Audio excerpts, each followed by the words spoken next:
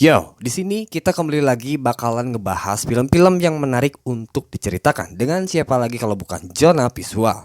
Kali ini kita benar-benar menyarankan kepada Anda bahwa lebih baik menonton film aslinya sebelum gabung dengan pembahasan film yang akan kita bawain. Tanpa berlama-lama, check this out.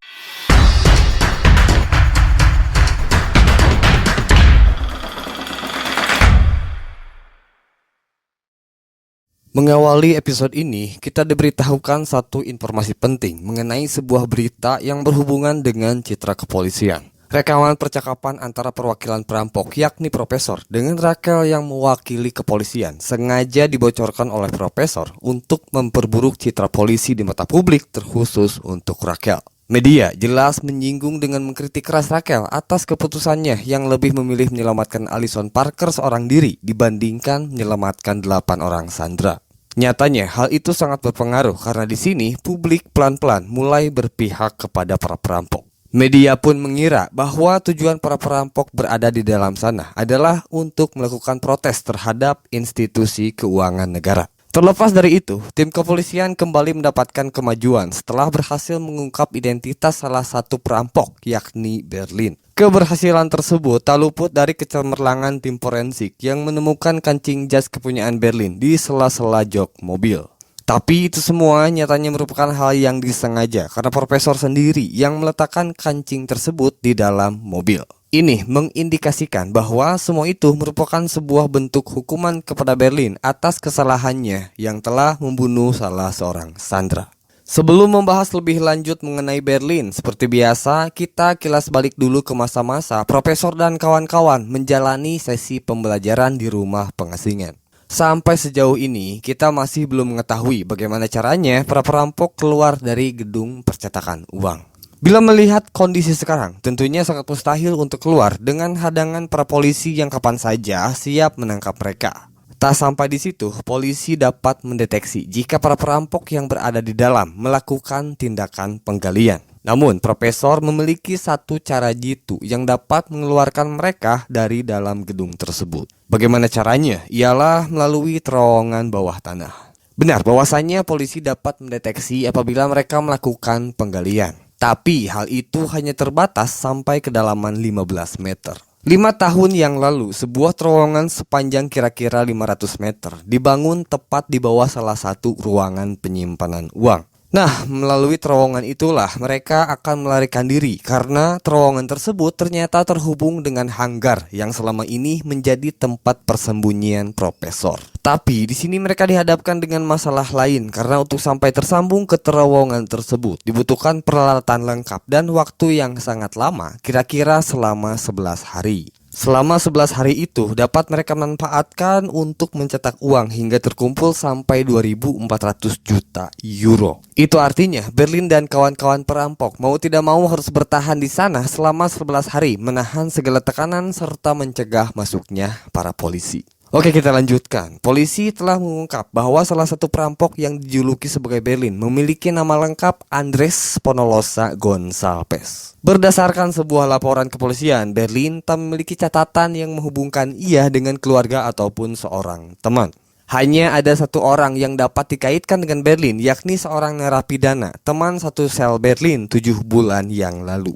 Menurut laporan itu juga, Berlin dikatakan sebagai orang yang gila akan kekuasaan, di mana ia tak segan-segan akan menghalalkan segala cara demi keinginannya. Oleh sebab itu, polisi dapat menyimpulkan bahwa keberadaan Berlin di dalam sana dapat membahayakan setiap sandera. Dalam hal ini, Raquel dan Kolonel melihat bahwa semua itu dapat dimanfaatkan untuk memperburuk citra para perampok di mata masyarakat. Yaitu dengan menyebarkan berita bohong yang mengatakan bahwa Andres alias Berlin merupakan seorang mucikari dalam kasus jual beli perempuan di bawah umur. Tak lama setelah keputusan itu dibuat, Raquel kembali mendapatkan laporan mengenai hasil wawancara yang telah dilakukan oleh anak buahnya kepada seorang penjaga tempat pembuangan mobil yang bernama Nicola.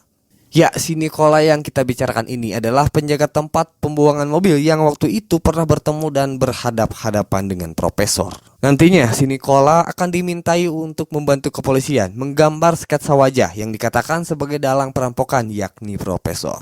Oke, sebelum si Nicola datang ke sana, Raquel terlebih dahulu menginterogasi seorang pria yang diketahui sebagai teman sekamar Berlin semasa di dalam penjara. Tak banyak informasi yang bisa didapatkan, hanya satu informasi saja yang masuk ke telinga Raquel. Berlin setiap harinya selalu menyuntikkan obat-obatan yang di sini dikatakan sebagai Retroxil. Intinya, Berlin sudah sangat ketergantungan dengan obat yang dimaksud. Dari sini sudah bisa dipastikan bahwa sebelum melancarkan aksi perampokan, Berlin sudah menyetok obat-obatan tersebut dalam jumlah yang tak sedikit. Melalui informasi itu, Raquel memerintahkan kepada rekan-rekannya untuk menelusuri di manakah Berlin mendapatkan obat-obatan yang dimaksud. Ngomong-ngomong soal Berlin, tentunya ia masih sibuk dengan aktivitasnya mengurusi rekan-rekan Sandra.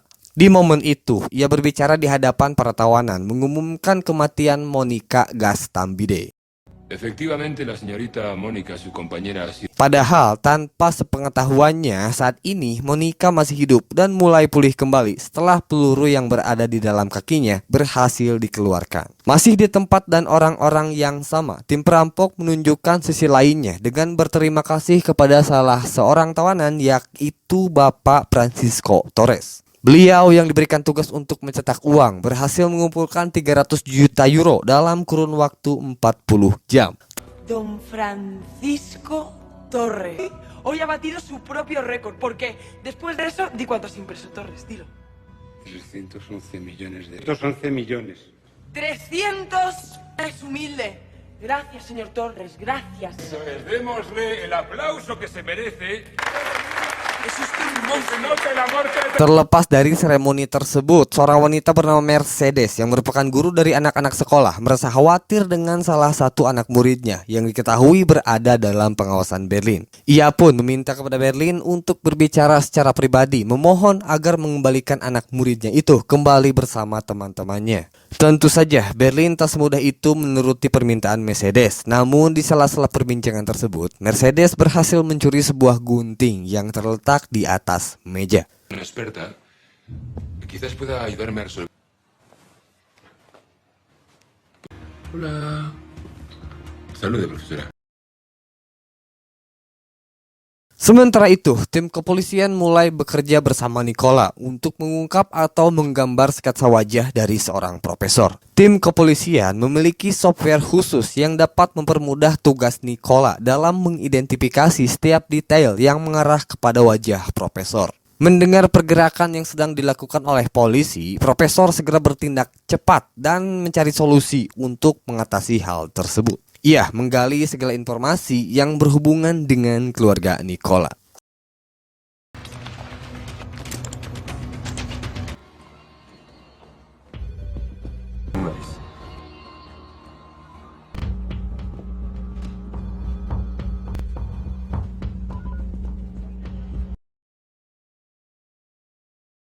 Segitu dulu pembahasan mengenai sketsa wajah. Kita kembali ke dalam gedung di mana Rio tengah bertugas memberikan berbagai perlengkapan untuk Sandra khusus para wanita. Di situ pula ia berpas-pasan dengan Alison Parker sehingga percakapan pun kembali terjadi. Tokyo yang agak jealous menghampiri kedua orang itu, mencoba memisahkan dan malah mengambil kesempatan untuk memberikan satu buah ciuman manja kepada seorang Alison. Apa yang dilakukan oleh mereka berdua rupanya diketahui oleh Moskow. Kemudian kedua orang ini berbicara di ruangan yang berbeda, di mana Moskow mengungkit-ungkit perihal perilaku Tokyo yang beberapa kali menyebabkan sebuah masalah. Balik jauh ke masa-masa pengasingan, kita akan masuk ke dalam sebuah situasi ketika suatu malam Tokyo, Nairobi, Rio, dan Denver berencana akan mengunjungi festival lokal tanpa diketahui oleh profesor. Dibalut dengan busana yang nyentrik, mereka terlihat antusias untuk segera menghadiri festival tersebut. Tak ingin kalah, Denver diam-diam memakai jas kepunyaan Berlin agar ia terlihat cool seperti yang lainnya. Singkat cerita, setelah usai mengunjungi festival tersebut, Tokyo dan Denver masih menikmati suasana. Terlihat dikala mereka menghabiskan waktu berdua-duaan. Dalam pengaruh minuman keras, keduanya tak sedikit pun menunjukkan batasan, hingga mereka terlelap ke dalam pembicaraan yang lebih serius. Tapi keseruan mereka tak berlangsung lama karena Moskow, ayah Denver, masuk ke dalam ruangan sampai membuat Denver sangat terganggu. Papá, ¿qué haces ahí? Nada, que... ¿De dónde venís a estas horas y así? Estaba allí y tú no estabas y... Papá, mírame. Tira para la cama. Tira para la cama. Setelah itu kita kembali lagi ke dalam gedung di mana Berlin sangat terkejut ketika mengetahui bahwa identitas dirinya telah diketahui oleh masyarakat luas. Namun yang membuat ia sangat terkejut adalah mengenai keterangan media yang mengatakan bahwa dirinya merupakan seorang mucikari pelaku pelanggaran seksual. Yang mana hal ini tentunya bertolak belakang dengan fakta yang sebenarnya. Meskipun begitu, Nairobi menganggap hal ini benar adanya, sehingga Berlin mengklaim bahwa dirinya tak seperti yang dikatakan oleh media setempat. Berlin pun kemudian menganggap bahwa penyebab semua ini berasal dari kecerobohan seorang Denper yang meninggalkan kancing jasnya tertinggal di dalam mobil Ibiza. Ngomong-ngomong soal Denper, kali ini ia tengah beristirahat di dalam satu ruangan bersama seorang Monica. Monica yang sama-sama tengah tidur, tiba-tiba terbangun dan berusaha untuk mendekati Denper.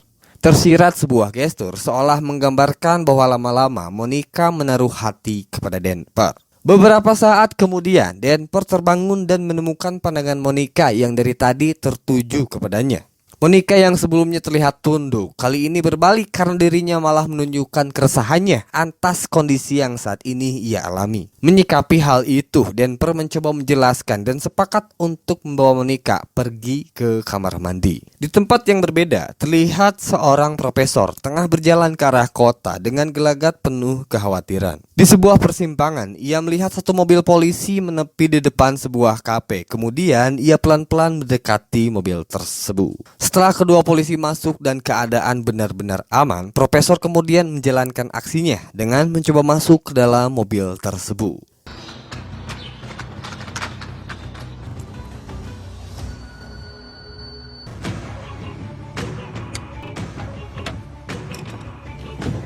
Di saat yang bersamaan, polisi yang saat ini tengah dibantu oleh Nicola untuk mengungkapkan sketsa profesor diketahui hampir menyelesaikan pekerjaan mereka. Terlepas dari itu, Raquel tak memiliki keterlibatan yang pasti sehingga ia tidak mengetahui perkembangan yang saat ini tengah dikerjakan oleh Nicola dan tim kepolisian. Nah, tak lama dari situ, tiba-tiba di dalam tenda terdengar suara seseorang yang berasal dari radio mengecam apa yang saat ini sedang dikerjakan oleh Nicola. Menggunakan bahasa Rusia, sumber suara itu pun mengatakan jika sketsa tersebut rampung, maka seluruh keluarga yang dimiliki oleh Nicola tidak akan selamat.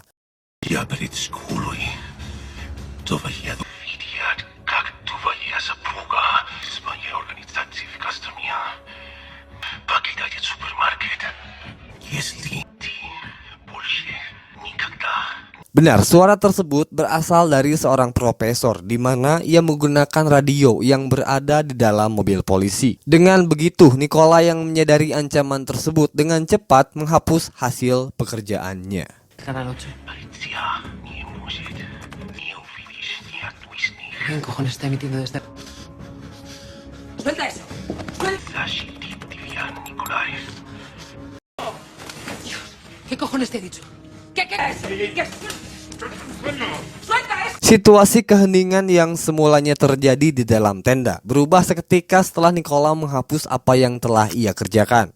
Kepolisian pun masih bingung apa yang sebenarnya diucapkan oleh orang yang tak dikenal itu sampai membuat Nicola merubah pikirannya dengan menghapus hasil pekerjaannya. Kembali ke dalam gedung, di sana Berlin terlihat dipenuhi oleh amarah setelah berita mengenai dirinya diketahui oleh media. Ditemani oleh kulkas 2 pintu yang notabene merupakan pengawal pribadinya, Berlin tengah dalam upaya untuk mencari keberadaan Denper.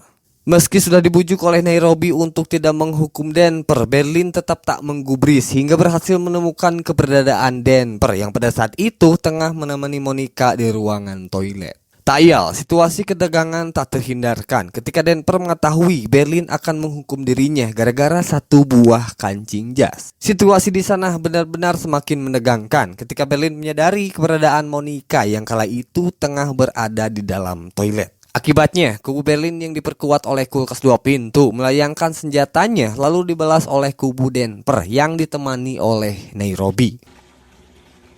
Berlin.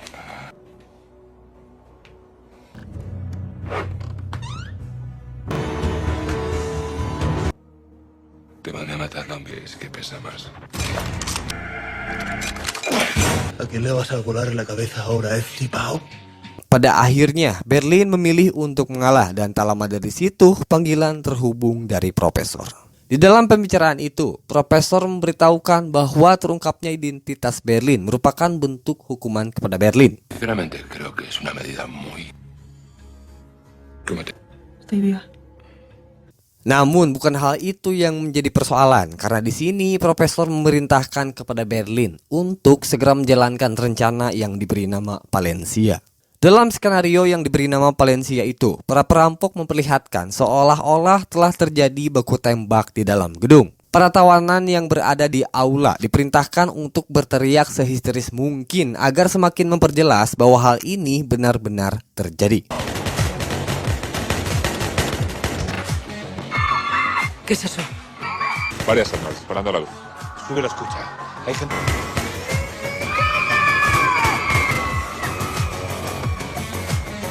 Benar saja, para polisi yang berada di dalam tenda menganggap hal ini benar-benar terjadi. Padahal di dalam sana, para perampok dan tawanan hanya melakukan skenario saja. Untuk memastikan hal itu, Raquel segera menghubungi Profesor dan kemudian ditanggapi dengan sangat cepat.